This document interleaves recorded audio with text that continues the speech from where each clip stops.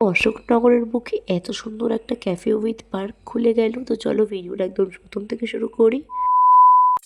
ছিলাম অশোকনগরের একটা ক্যাফেতে। তো যাই হোক, ক্যাফেটা কিন্তু খুব ভালো। আর যদি তোমরা বিকেলবেলার দিকে আসো তো বাচ্চাদের জন্য কিন্তু খেলার পার্কও আছে। মানে ক্যাফেটা ভীষণ সুন্দর, পাশে আবার এত সুন্দর একটা ঝিলও আছে, মানে খুব সুন্দর।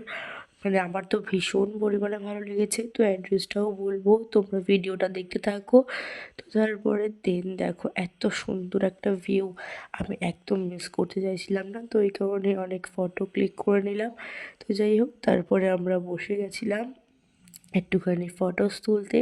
তো তারপরে দেন চলে গেছিলাম একটা টেবিলে। তো আমরা যেহেতু এখানে অনেকে ছিলাম, ওই কারণে আমাদের একটা বড় টেবিল লেগেছিল।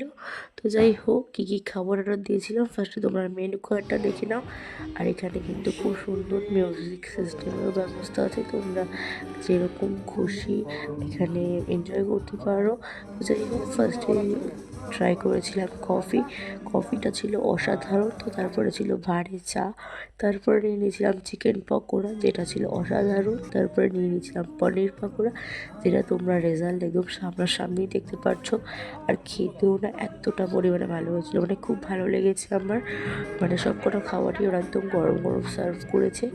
আর এইটা কিন্তু একদম অশোকনগরের মধ্যেই ক্যাফেটা রয়েছে।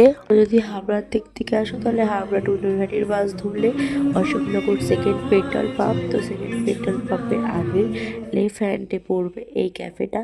মানে দারুণ ভিউ আর খুব সুন্দর ক্যাফেটা, নিলিবিলি, মানে নিজের মতো তুমি এনজয়। দুর্দান্ত ছিল সব কটা খাবার। একটা ফার্স্ট এগ চাও নিয়েছিলাম, তারপর নিয়েছিলাম ভেজ চাও, কারণ আমাদের সেদিনকে ছিল ভেজ। তো যাই হোক, তারপরে আমরা সব খাবার কমপ্লিট করে অনেকক্ষণ বসেছিলাম, যেহেতু সাউন্ড সিস্টেম বাজছিল আর ভীষণ ভালো লাগছিল। মানে খুব একদম নিলিবিলি একটা পরিবেশ, বাচ্চাদের পার্কও আছে। তো যাই হোক, ভিডিওটা কেমন লাগলো প্লিজ কমেন্ট বক্সে বলে যেও। ভালো লাগলে প্লিজ লাইক কমেন্ট করে দিও। বাই।